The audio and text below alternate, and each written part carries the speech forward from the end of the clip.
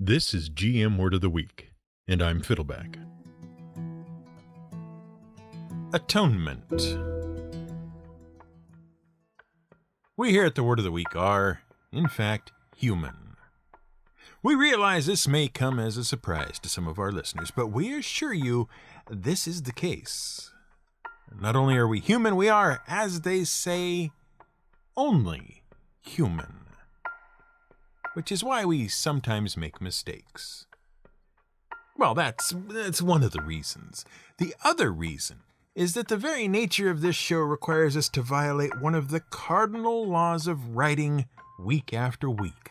The law that says, write what you know. The problem is this show has gone on a long time now, and we long ago finished working through what we know, and you all just keep demanding more episodes. And if we only wrote what we know, we'd mostly be writing down quotes from Mel Brooks and Monty Python and rattling off 5 editions of obscure role-playing games rules minutia. So we end up having to learn a lot for each show. And we only have a week to research the half-dozen or so major topics that make the cut into each episode, not to mention the topics that don't make the cut and the handful of tangents and asides. The point is, we make mistakes. And we're sorry. But we don't want to complain about the show or the general tone of the emails and messages we sometimes receive, helpfully pointing out the mistakes. Instead, we want to remind our readers of English writer Alexander Pope's words in his 1711 poem entitled An Essay on Criticism. "O ne'er so dire a thirst of glory boast, nor in the critic let the man be lost. Good nature and good sense must ever join. To err is human, to forgive divine." In other words, everyone makes mistakes. It's easy to do, but we should aspire to be like God, to be charitable and to show forgiveness. Heck, even Dungeons and Dragons understands this. That's why there's an atonement spell. Or why there was, anyway.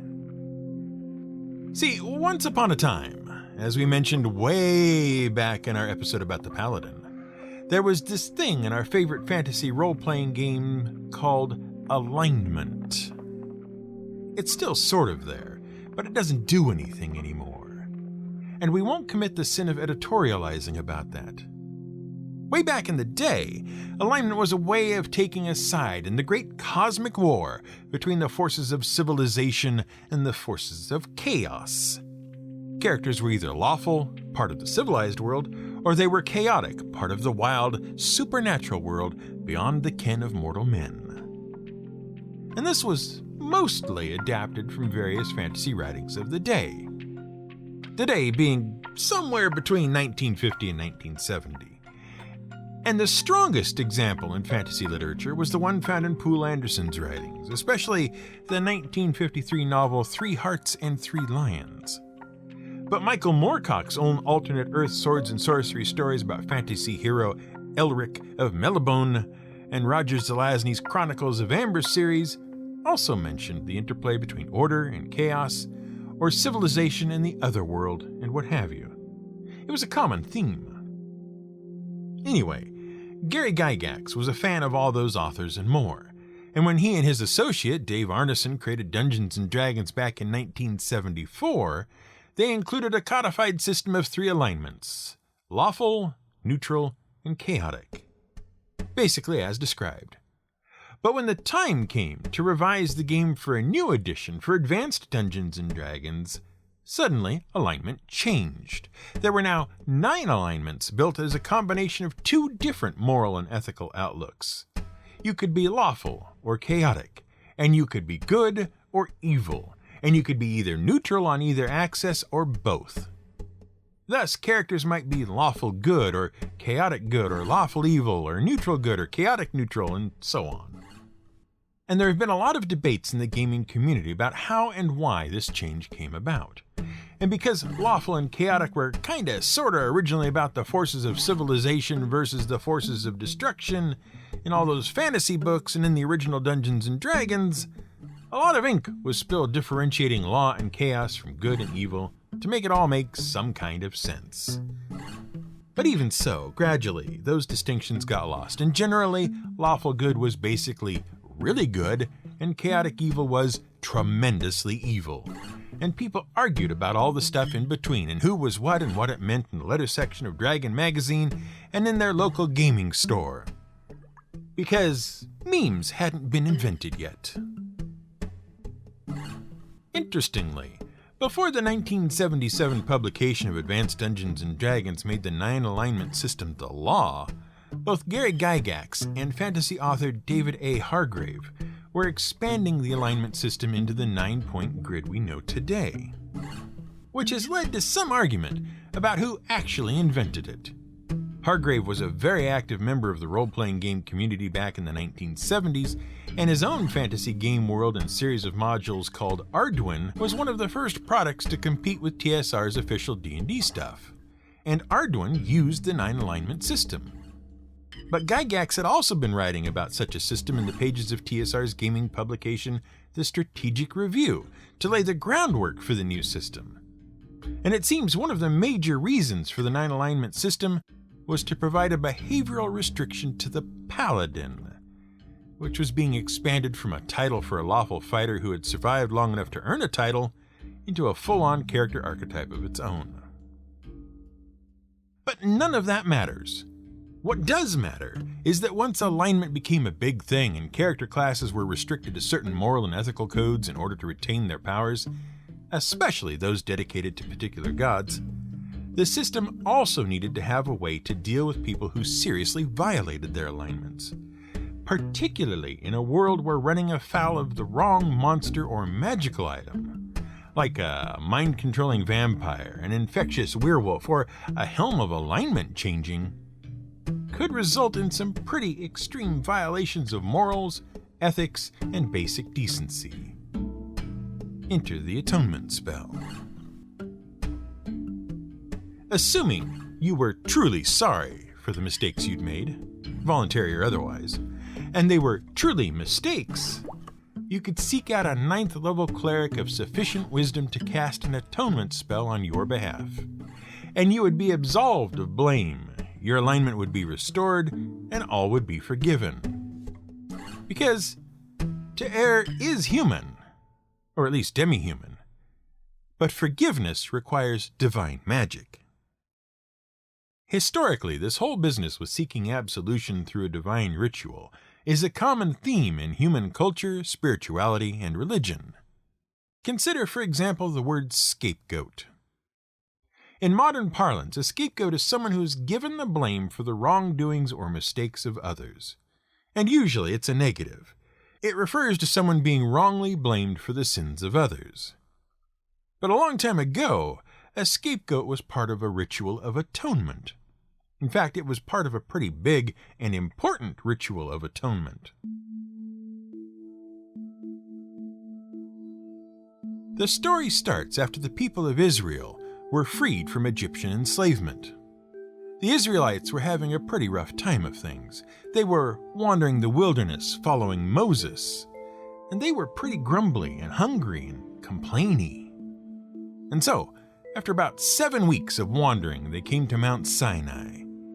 And God called Moses up to the mountain to receive his laws and behold his glory. And Moses said he'd be back in 40 days. But he was a little unclear about what 40 days meant, and whether it included 40 days from today, and whether day meant a full cycle of day and night, and so on. We're not kidding. This is actually an important ambiguity. Because when Moses failed to return on the morning of the 40th day, the Israelites began to worry that he was dead. And this was not helped by the fact that some unscrupulous Egyptian tagalongs who had wanted out of Egypt but didn't really believe the whole one true God thing started saying, "Well, Moses is dead. Let's go back to worshiping Egyptian gods or we're totally going to die out here in this desert." And so, the people, desperate for spiritual help, created a calf made out of their golden jewelry and trinkets and started worshiping that. Literally a few hours later, Moses came down from the mountain to find the Israelites worshiping this golden idol. And what made this all really awkward was he had this new list of laws that God himself had given to him. And the first two were, in order, don't worship any other gods, and never try to make a sculpture of anything you think is divine and then worship it as if it were a god. It was not a good day. It was very stressful. After losing his cool and then calming down a bit, Moses climbed back up the mountain and spent 40 more days praying for forgiveness for his people. And finally, forgiveness was granted, and the day became known as the Day of Atonement, or, because atonement is pronounced Kippur in Hebrew, Yom Kippur. From that point on, Yom Kippur became one of the most important and central holy days on the Hebrew calendar. And it is coming up. It's in the beginning of October this year. And if you've got a Jewish friend, you should note, Yom Kippur is a very somber holiday, not a happy one.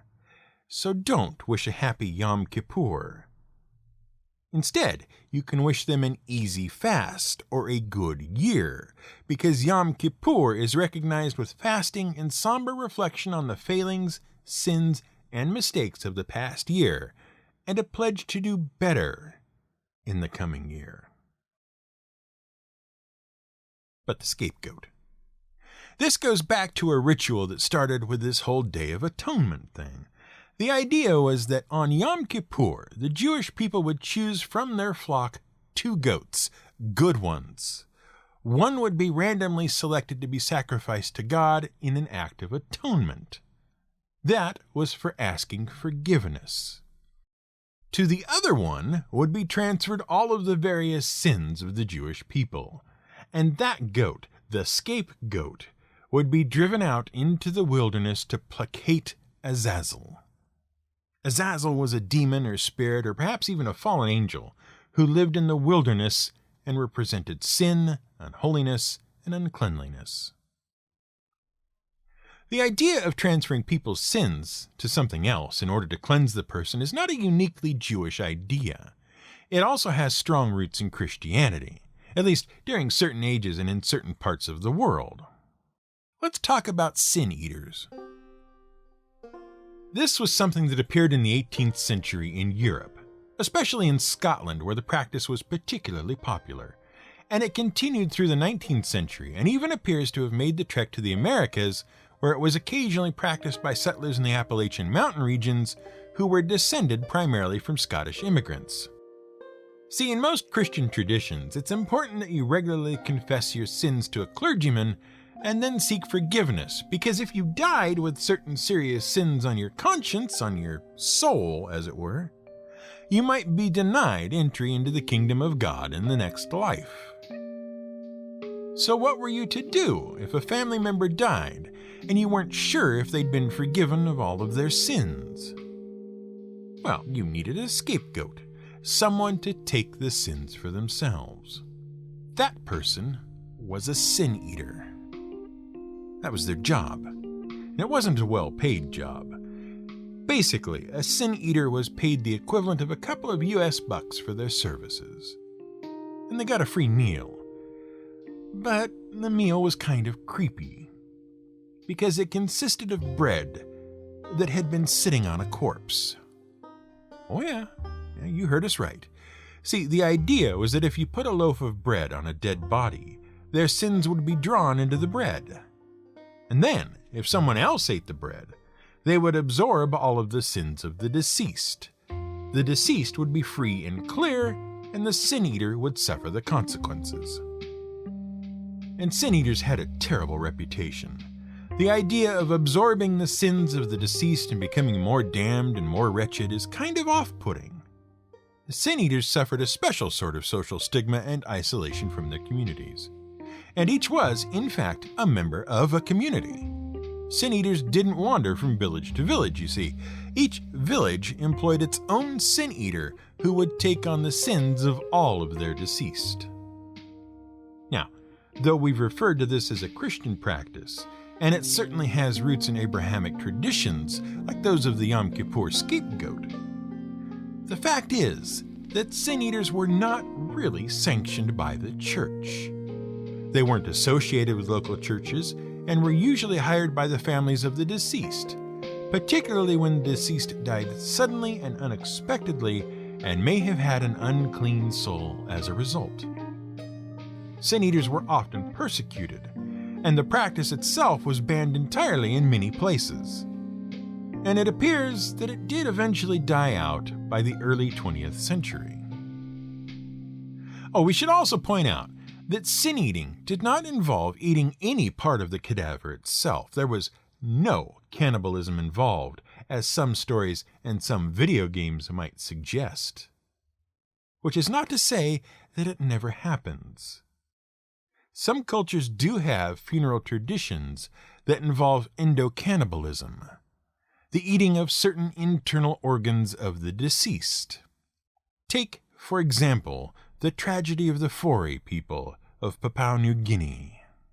See, for years, no one had realized anyone was living in the highlands of the eastern half of the island of New Guinea off the northern coast of Australia. That is until, in the 1930s, when Australian prospectors looking for gold discovered several 100,000 people living in primitive villages there. And when anthropologists finally made their way to one of the villages, where a tribe called the Foray lived, they discovered that people were suffering under the shadow of a terrible plague.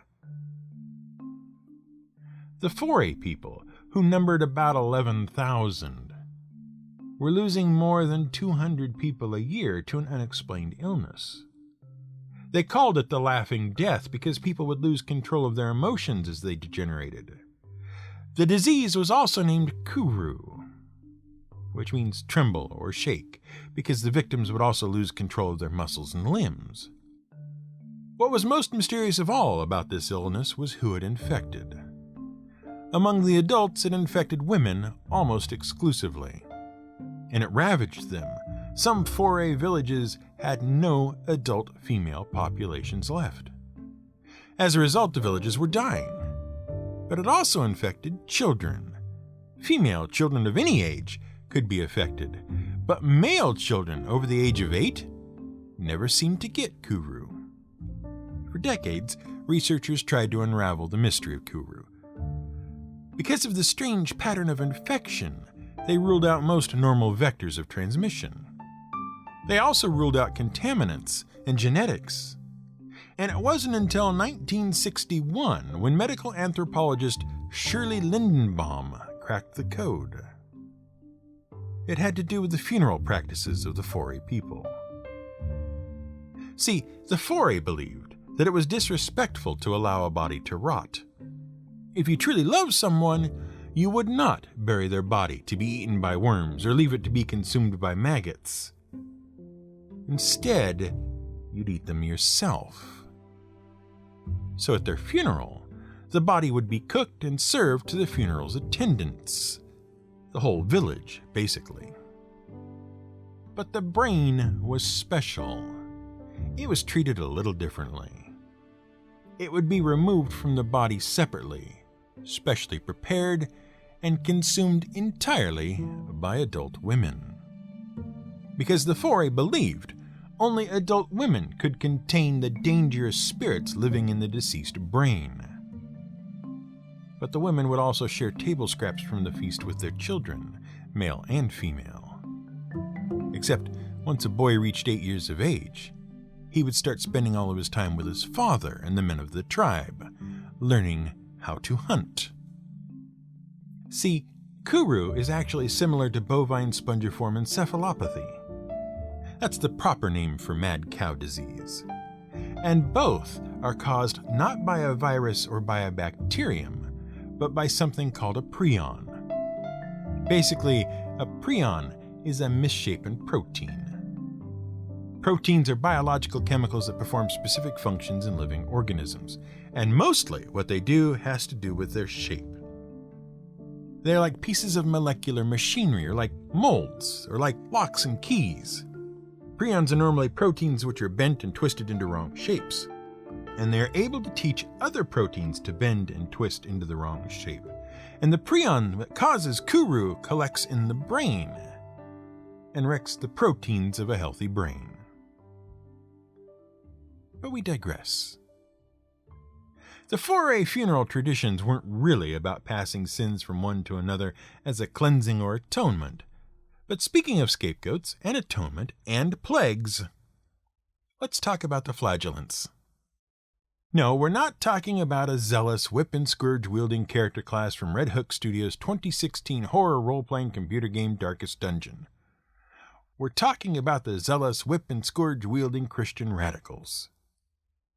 The word flagellant, one who flagellates, comes from the Latin word flagellare, which means to whip.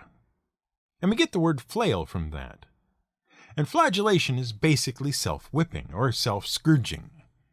Although flagellation really caught on in the 1300s, it was a pretty old idea among some Catholic priests and monks.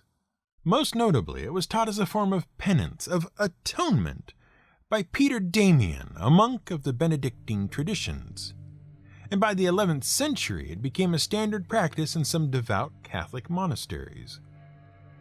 But it was mostly something that stayed inside the closed doors of the monasteries themselves.